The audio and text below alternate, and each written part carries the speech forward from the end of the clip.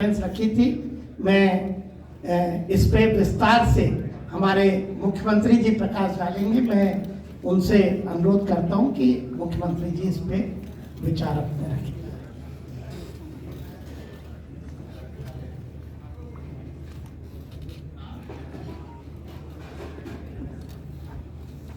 मध्य प्रदेश सरकार,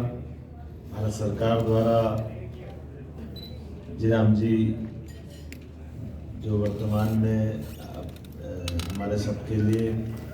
ग्रामीण क्षेत्र में काम करने के लिए ज़्यादा अनुकूलता के साथ, ज़्यादा धनराशि के साथ सभी प्रकार की चीज़ों को जोड़ करके ये जो नया बिल आया है, जिसके माध्यम से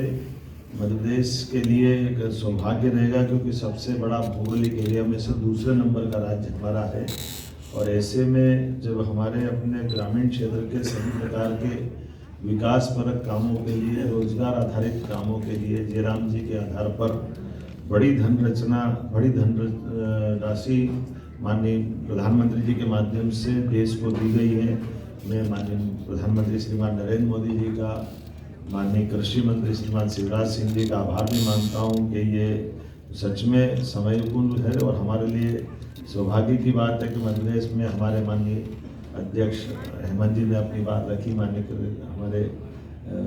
पंचायत ग्रामीण विकास मंत्री श्रीमान प्रहलाद पटेल जी यहाँ मौजूद है, खेल मंत्री माननीय विश्वास सारंग जी, कृषि मंत्री अरल सिंह कंसाना जी, श्रीमान लखन पटेल जी, हमारे बीच में जयपाल चावड़ा जी, यहाँ का आशीष जी, और हम सब मिलकर के आज के इस अवसर पर खास करके केंद्र सरकार ने अधिसूचना जारी कर राज्य सरकार को 6 महीने के भीतर उदय के संगत एक स्कीम अधिसूचित करने के संबंध में जो अपेक्षा की, हम उस पर काम भी करेंगे और उसको क्रियान्वित भी करेंगे। जिस प्रकार का मुझे बताया गया है कि मनरेगा के माध्यम से 100 दिवस के रोजगार की गारंटी थी, उसको बढ़ाकर 125 दिवस किया गया है। तो ये निश्चित रूप से उससे आगे बढ़ के करने वाला कदम है। इसी प्रकार से अधोसंरचना के लिए भी, जिस प्रकार से स्थायी कामों के लिए इसमें आजीविका सृजित होगी, कौशल उद्यमिता में काम होगा। अब हम सब जानते हैं कि हमारे यहाँ कौशल की बात कर रहे हैं, उद्यमिता की बात कर रहे हैं, तो उसमें भी बड़ी संभावना है। मनरेगा में वर्ष में कभी भी मजदूरी प्राप्त कर सकते हैं, और खास करके व्यस्तम समय से लेकर विशेष रूप से बुआई और कटाई के समय में भी कृषि श्रमिकों को काम की उपलब्धता को सुनिश्चित किया जाएगा। इसके अधिनियम में राज्यों को एक वित्तीय वर्ष में कुल मिलाकर 60 दिन का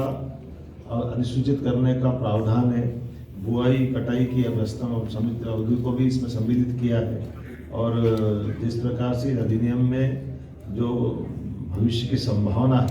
अर्थात प्राकृतिक आपदा, असाधारण परिस्थितियों के दौरान विशेष शिथिलीकरण, ऐसे कई निश्चय करते हुए इसमें गुंजाइश दी गई है, जो हमारे लिए पहले चुनौती रहती थी।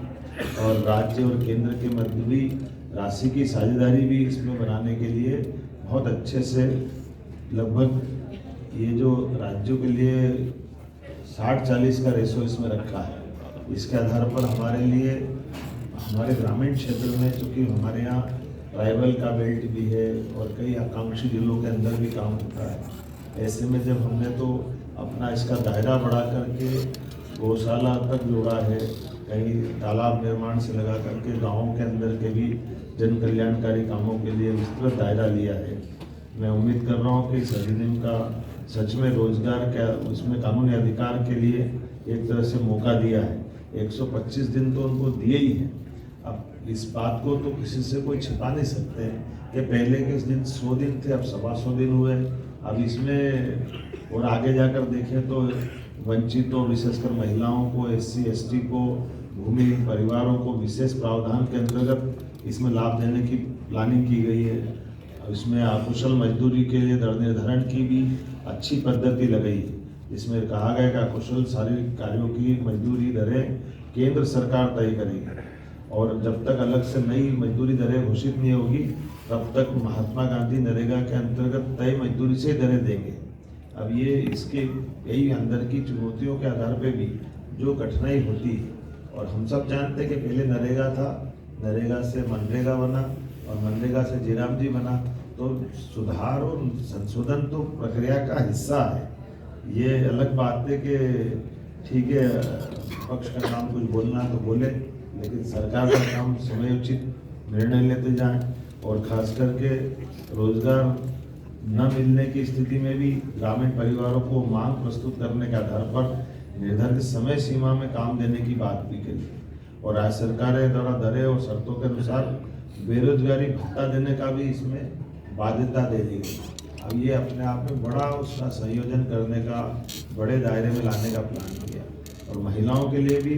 SHG और संकुल स्तरीय संघ CLF के आजीविका क्रियाकलापों के लिए भी नई शुरुआत ये अभी तक छूटी हुई थी, जिसमें हमारे वर्क सेट, ग्रामीण हाट और संरचनाएं, कौशल विकास केंद्र जो प्रशिक्षण के साथ इस पर काम कर सकते हैं और अधिनियम में कार्यों को इस प्रकार से लिया है। इसके जल संरक्षण के काम, जिसमें हमने पिछली बार भी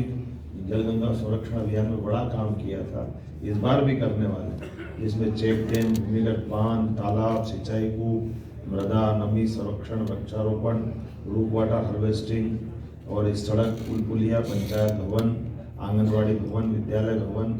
और ऐसे कई कामों के साथ मैं तो इसको इस तरह से मानूंगा कि अभी हमारी सरकार ने तो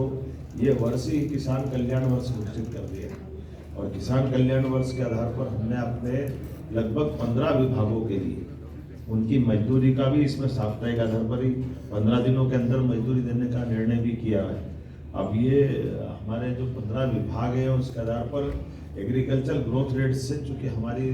आने वाले समय में कृषि विकास दर में बड़ी संभावना है कि हम रोजगार पे जाएं, एग्रीकल्चर फूड इंडस्ट्रियों पे, फूड प्रोसेसिंग इकाइयों पे,